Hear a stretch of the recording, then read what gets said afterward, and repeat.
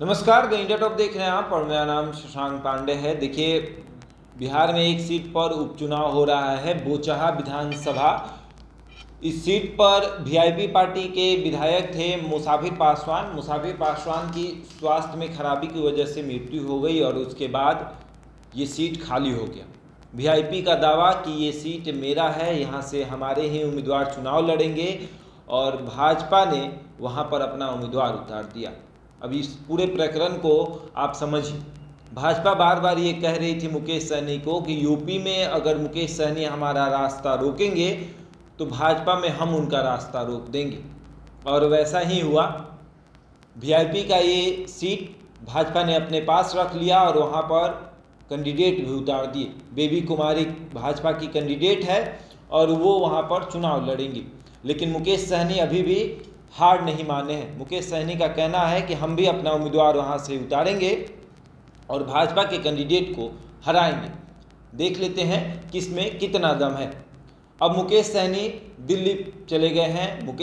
कहा यह भी जा रहा है कि मुकेश सहनी को दिल्ली बुलाया गया है। जो भाजपा के राष्ट्रीय अध्यक्ष जेपी नड्डा और अमित शाह से मुलाकात होगी मुकेश सहनी की, और मुलाकात के बाद ये तय होगा कि मुकेश सहनी एनडीए में बने रहेंगे या फिर एनडीए से बाहर चले जाएंगे। लेकिन मुकेश सहनी ने भाजपा के हाईकमान से मुलाकात करने से पहले जदयू के राष्ट्रीय अध्यक्ष ललन सिंह और बिहार के मुख्यमंत्री नीतीश कुमार से भी मुलाकात की, और उसके बाद दिल्ली जाकर जेपी नड्डा और अमित शाह से मुलाकात करेंगे। खबर ये भी आ रही है कि मुकेश सहनी तेजस्वी यादव के साथ मिलकर भाजपा को हराएंगे।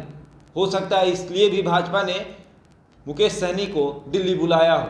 लेकिन लगातार मुकेश सहनी का ये कहना कि सूरज जो है वो पश्चिम से निकल आएगा, लेकिन मुकेश सहनी बोचहा विधानसभा से चुनाव लड़ना नहीं छोड़ेंगे। अब देखने वाली बात ये होगी कि अगर बोचहा विधानसभा से मुकेश सहनी अपना उम्मीदवार देते हैं तो फिर भाजपा उनको एनडीए में रखती है या नहीं।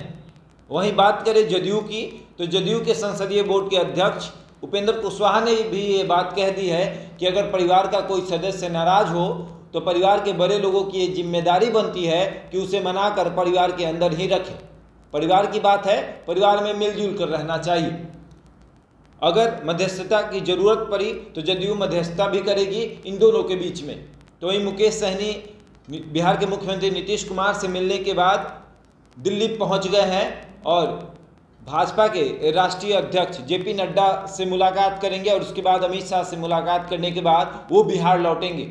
जब बिहार लौटेंगे तब पता चलेगा कि मुकेश सहनी का क्या होगा, क्योंकि मुकेश सहनी लगातार इस जिद पर अड़े हैं कि बोचहा विधानसभा से वो चुनाव लड़ेंगे ही लड़ेंगे। अगर मुकेश सहनी बोचहा विधानसभा से अपने उम्मीदवार उतारते हैं तो क्या उनका मंत्रिमंडल उनके पास रहता है, क्या वो मंत्री बने रहेंगे, ये भी देखने वाली बात होगी। ऐसे ही तमाम खबरों के लिए जुड़े रहे हमारे साथ और देखते रहते हैं इंडिया टॉप।